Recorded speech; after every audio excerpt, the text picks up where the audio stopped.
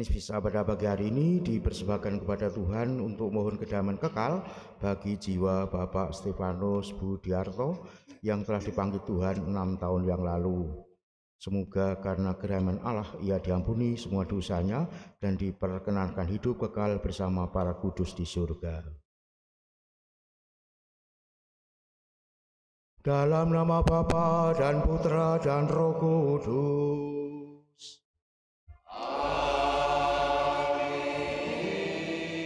Semoga rahmat Tuhan kita Yesus Kristus, cinta kasih Allah dan persekutuan Roh Kudus bersamamu.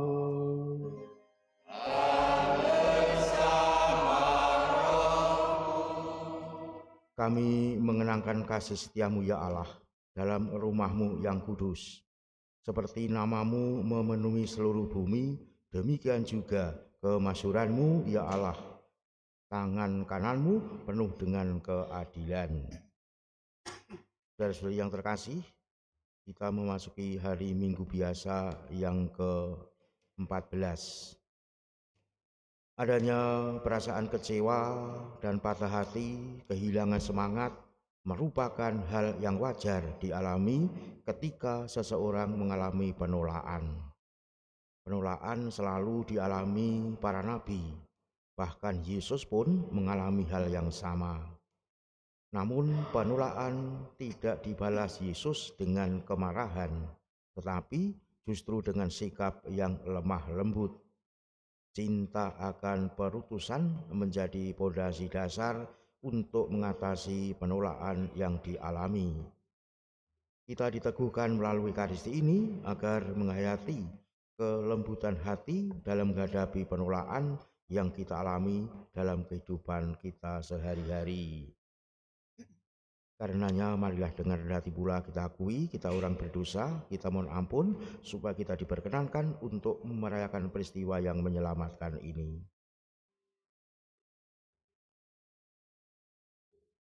Saya mengaku kepada Allah yang Maha Kuasa dan kepada saudara sekalian bahwa saya telah berdosa dengan pikiran dan perkataan, dengan perbuatan dan kelalaian.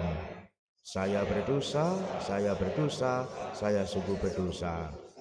Oleh sebab itu saya mohon kepada Santa Perawan Maria, kepada para malaikat dan orang kudus, dan kepada saudara sekalian, supaya mendoakan saya pada Allah Tuhan kita. Semoga Allah yang Maha Kuasa mengasihani kita, mengampuni dosa kita, dan menghantar kita ke hidup yang kekal.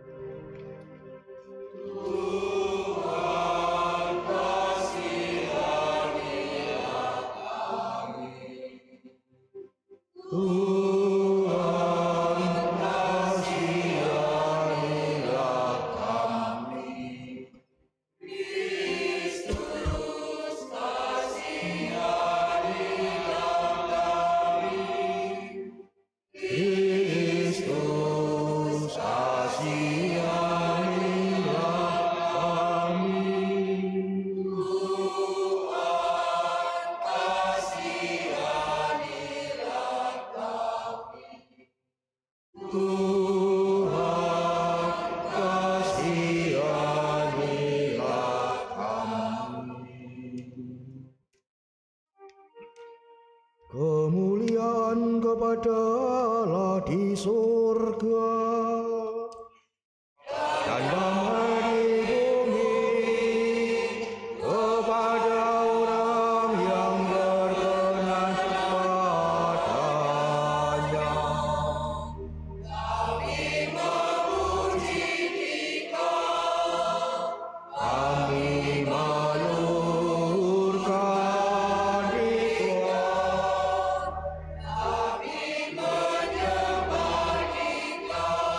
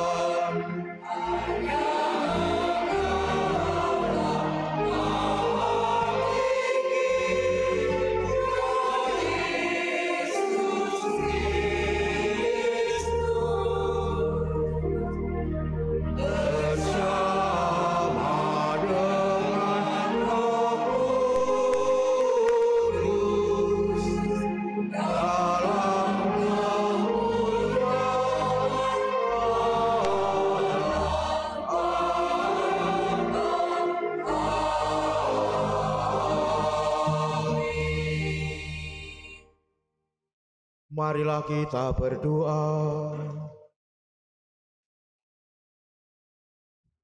Allah Bapa yang penuh kasih, Engkau telah mengutus putra-Mu untuk menyapa dan mengajar kami. Kami mohon, bukalah hati kami untuk mengenal, mengagumi, dan menerimanya. Berilah kami keberanian untuk menjadi saksinya di lingkungan hidup kami, sebab Dialah Tuhan pengantara kami yang bersama dengan Diko dalam persatuan Roh Kudus, hidup dan berkuasa, Allah sepanjang segala masa.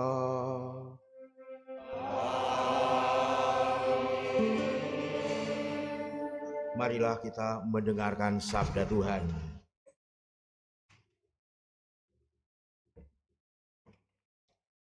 Bacaan dari Nubuat Yehezkiel. Sekali peristiwa, kembalilah rohku ke dalam tubuhku, dan aku ditegakkannya. Maka aku mendengar Allah yang berbicara dengan aku. Beginilah firman-Nya. Hai anak manusia, aku mengutus engkau kepada orang Israel, kepada bangsa yang memberontak melawan aku. Mereka dan nenek moyang mereka telah mendurhaka terhadap aku sampai hari ini juga. Mereka keras kepala dan tegar hati. Kepada keturunan inilah aku mengutus engkau. Kepada mereka harus kau katakan, beginilah firman Tuhan Allah. Dan entah mereka mendengarkan, entah tidak, sebab mereka adalah kaum pemberontak. Mereka akan mengetahui bahwa seorang nabi ada di tengah-tengah mereka. Demikianlah sabda Tuhan. Syukur kepada Allah.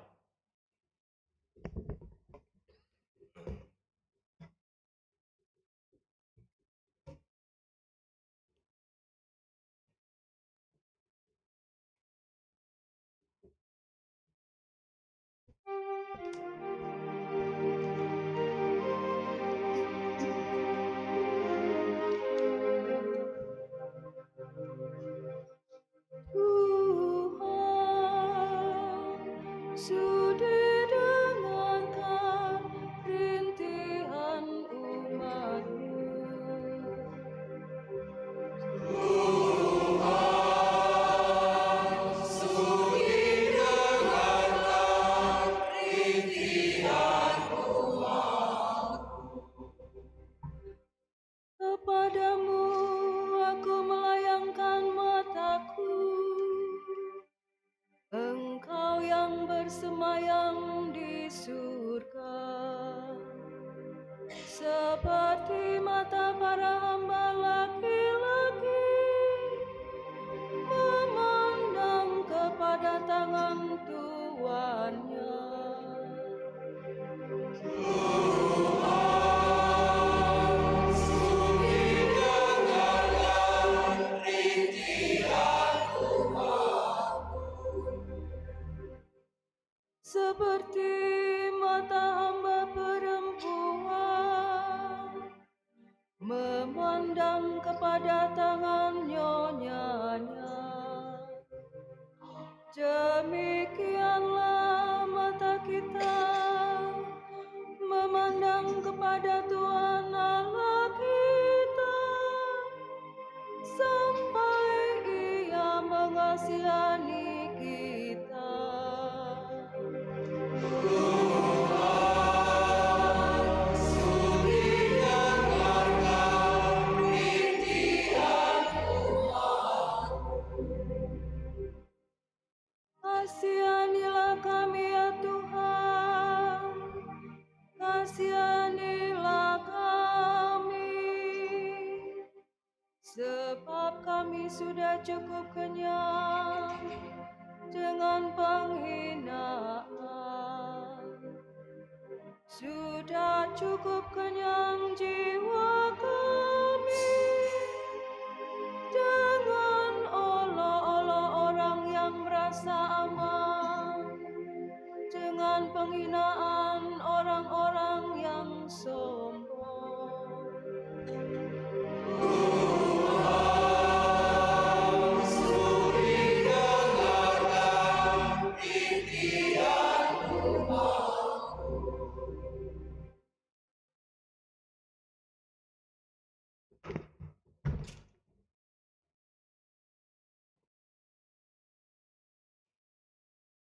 Bacaan dari surat kedua Rasul Paulus kepada jemaat di Korintus. Saudara-saudara, agar aku jangan meninggikan diri, karena pernyataan luar biasa yang aku terima. Aku diberi suatu duri dalam dagingku, yaitu seorang utusan iblis untuk mengecoh aku, agar aku jangan meninggikan diri. Tentang hal itu, aku sudah 3 kali berseru kepada Tuhan, supaya utusan iblis itu mundur daripadaku. Tetapi jawab Tuhan kepadaku, "Cukuplah kasih karuniaku bagimu, sebab justru dalam kelemahanlah kuasaku menjadi sempurna. Sebab itu, aku lebih suka bermegah atas kelemahanku, agar kuasa Kristus turun menaungi aku. Karena itu, aku senang dan rela di dalam kelemahan, di dalam siksaan, kesukaran, penganiayaan dan kesesakan oleh karena Kristus. Sebab jika aku lemah, maka aku kuat." Demikianlah sabda Tuhan. Syukur kepada Allah.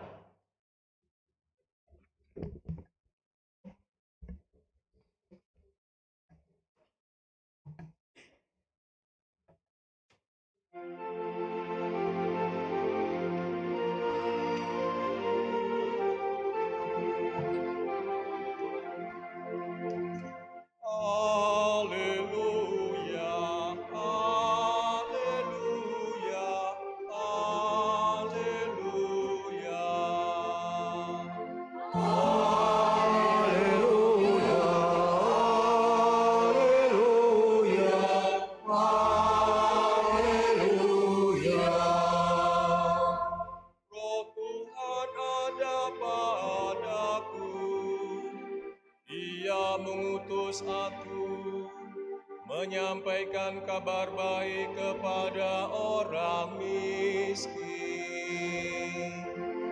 Haleluya, haleluya, haleluya. Tuhan bersamamu.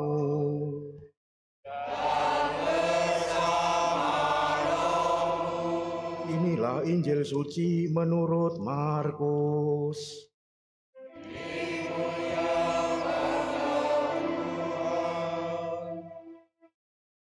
Sekali peristiwa, Yesus tiba kembali di tempat asalnya, dan murid-muridnya mengikuti dia. Pada hari Sabat, Yesus mengajar di rumah ibadat. Banyak orang takjub mendengar dia dan berkata, "Dari mana diperolehnya hal-hal itu? Hikmat apakah yang diberikan kepadanya? Bagaimanakah mujizat-mujizat yang demikian dapat diadakan oleh tangannya? Bukankah ia ini tukang kayu anak Maria, saudara Yakobus, Yoses, Yudas, dan Simon? Bukankah saudara-saudaranya yang perempuan ada di sini bersama kita?" Lalu mereka kecewa dan menolak dia. Yesus pun berkata kepada mereka, "Seorang nabi dihormati di mana-mana kecuali di tempat asalnya sendiri, di antara kaum keluarganya dan di rumahnya." Yesus tidak dapat mengadakan satu mujizat pun di sana kecuali menyembuhkan beberapa orang sakit dengan meletakkan tangannya di atas mereka. Yesus merasa heran karena mereka tidak percaya. Lalu Yesus berjalan berkeliling dari desa ke desa sambil mengajar. Demikianlah sabda Tuhan.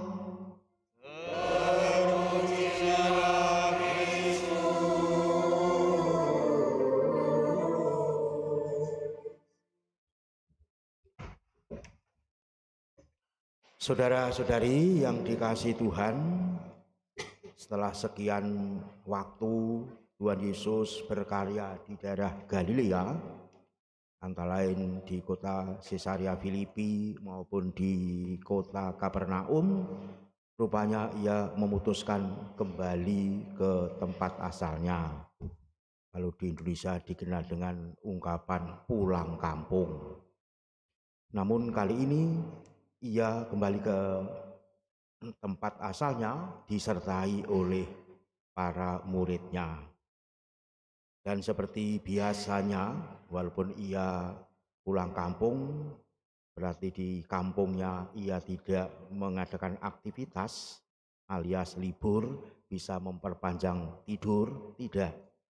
Tapi ia tetap konsekuen dan konsisten pada hari di mana ada peribadatan, khususnya pada hari Sabat, ia tetap hadir pada hari Sabat.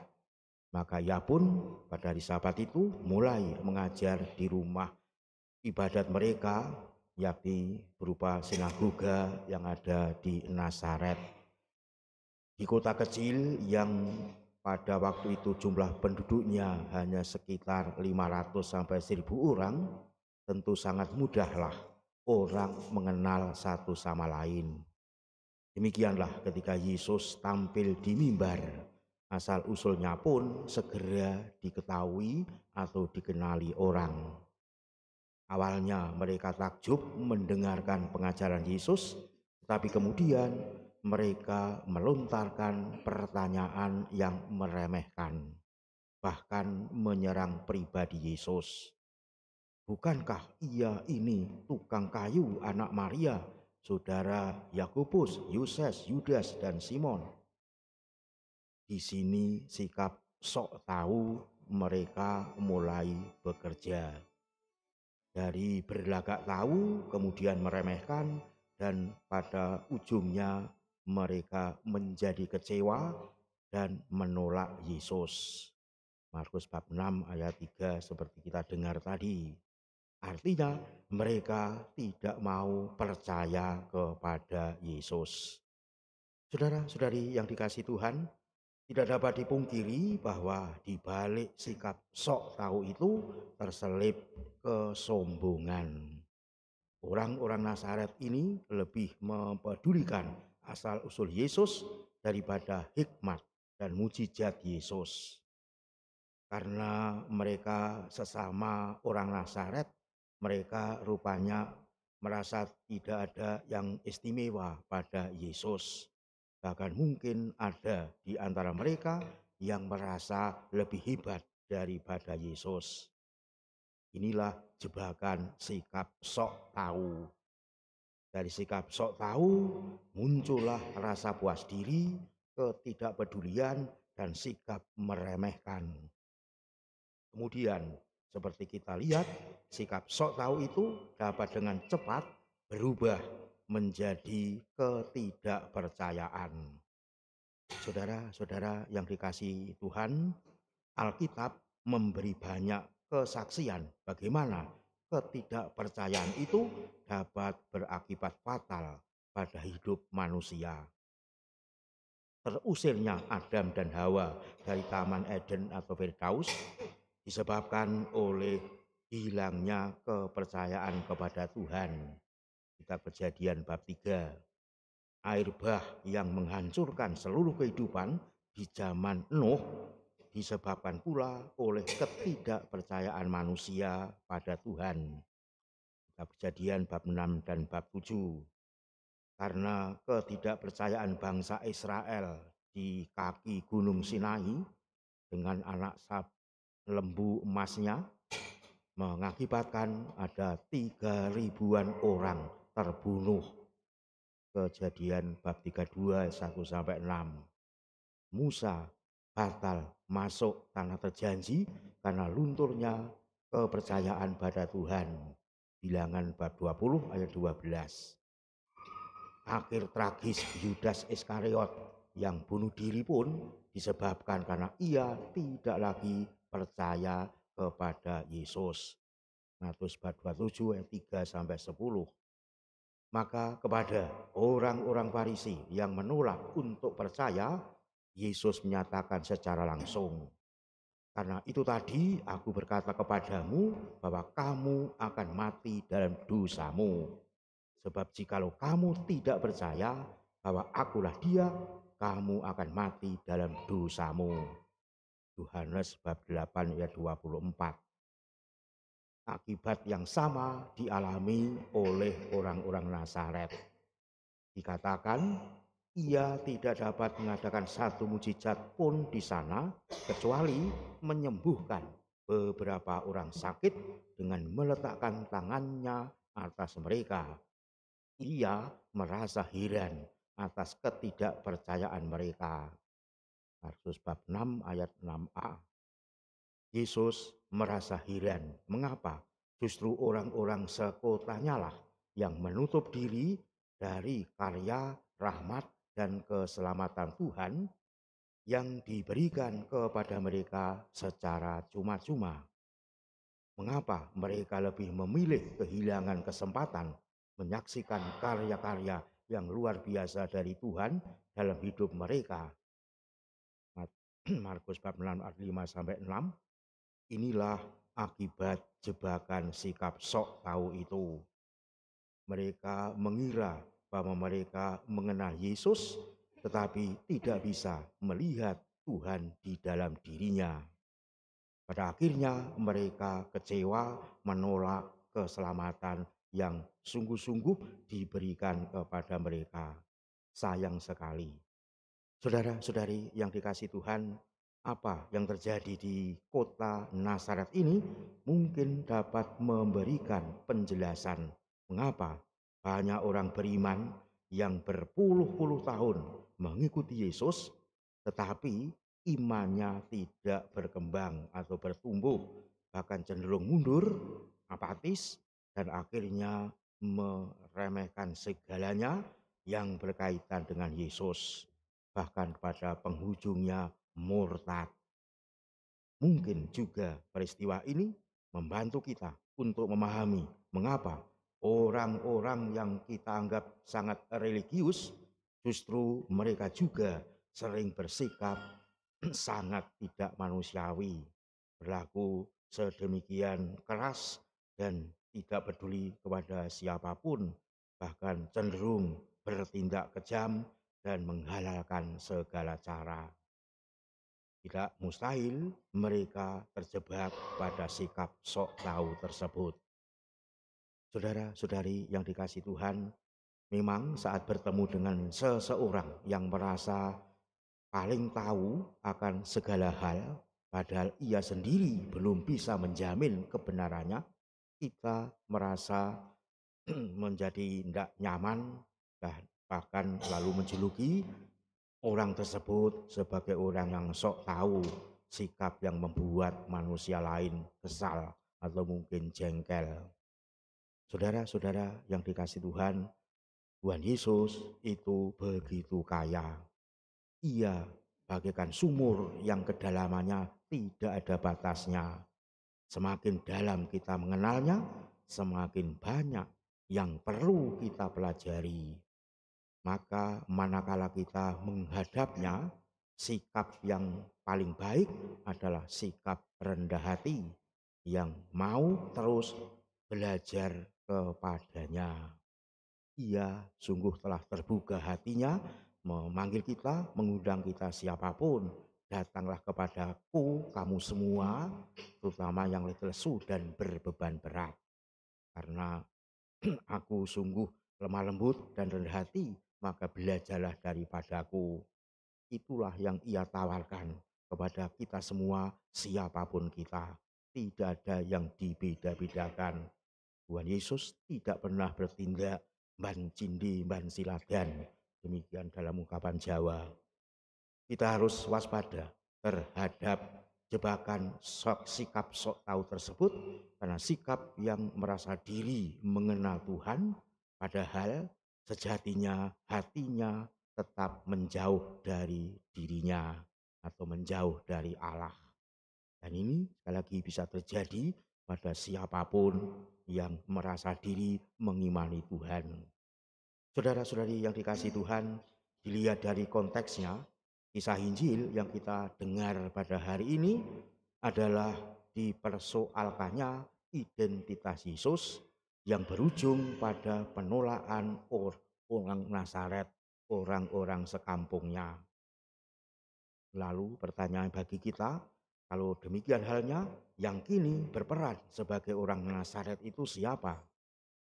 Tentunya adalah manusia masa kini yang heran atau malah kagum kepada Yesus, tetapi akhirnya malah berujung pada semangat kecewa, menolak, lalu membencinya, dan mungkin bisa berakibat fatal, yakni murtad dari Tuhan Yesus. Ketidakpercayaan itu tanpa henti-hentinya mengherankan Allah. Namun di tengah-tengah ketidakpercayaan itu, Allah melalui Yesus tetaplah Allah yang terus melakukan sejumlah mujizat. Sebab nama Allah adalah kasih yang tak berkesudahan. 1 Yohanes bab 4 ayat 8 dan 1 Korintus bab 13 ayat 8. Allah memang Allah penuh kasih yang tiada membatasi kasihnya, tapi senantiasa terbuka kepada kita semua. Ia bertindak serba penuh kasih atau sarwa kasih, ia bertindak. Maka saudara-saudara terkasih, melalui terang Injil hari ini kita dapat mengambil maknanya bahwa meski betapa buruk peristiwa yang kita alami, toh tetap ada unsur positifnya. Sebagai orang beriman, kita mesti meyakininya mengenai hal demikian. Maka jika dikisahkan bahwa banyak pendengar Yesus terkesan, tetapi kemudian lalu bertanya, bukankah ia anak tukang kayu? Hikmat apakah yang diberikan kepadanya? Maka kita sebagai orang beriman akan bertanya, bukankah ia lebih daripada tukang kayu? Dan apa yang benar-benar mendayai daya pikirnya, bahwa kebijaksanaan Yesus tetaplah berasal dari Allah. Jadi akhirnya tidak cukuplah hanya percaya pada pemberitaan atau pembuat mujizat saja, tetapi yang perlu bagi kita orang beriman adalah beriman, percaya pada Yesus itu sendiri, dan mesti siap atas kemungkinan-kemungkinan ditolak orang setiap saat. Walaupun kita telah selalu berbuat kebaikan tanpa pandang bulu kepada siapapun. Inilah yang harus kita wujudkan, kita gumuli kalau kita sebagai pengikut Yesus beriman kepadanya. Ditolak setiap saat bisa terjadi, tapi kita tidak menjadi putus asa, mutungan, lalu tidak beraktivitas. Tapi kebalikannya, walaupun ditolak, walaupun dihambat, apapun yang menghalanginya, kita tetap mengikuti Tuhan, tetap beraktivitas seperti Yesus teladankan tadi.